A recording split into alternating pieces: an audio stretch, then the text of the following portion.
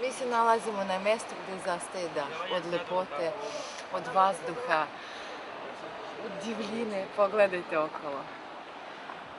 Mi nastavljamo naše neobično putovanje. Ne putujemo po mjestima gdje idu ekskurzije. Mi se nalazimo u Sevastopolju, mjesto se zove Balaklava ili Riblje gnezdo. Mnogi se borili za ovu teritoriju.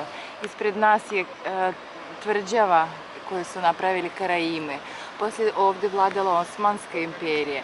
Onda su bili Grci, onda su bili Rusi, onda je bio Sovjetski savez, pa opet Rusi, pa Ukrajinci. Znači ovdje je nevjerovatna teritorija, jedan od velikih zaliva gdje su bili stacionirane podmornice. Nalazi se dva ogromna tunela ispod ovog brda. Stalin je pravio za sebi bunker za slučaj nuklearnog rata. Tamo je sad i vrlo interesantan, zanimljiv, možda jedinstveno u svijetu muzej. Šetalište, mondensko mjesto, pristalište brodova i jahti gdje ljudi se šetaju, gdje ima sad puno nekih restorana, može brodićem gdje se obilazi cijela obala.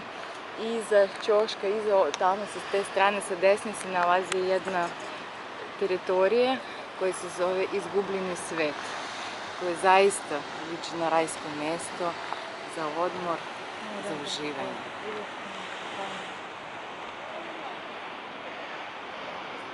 Ребятки,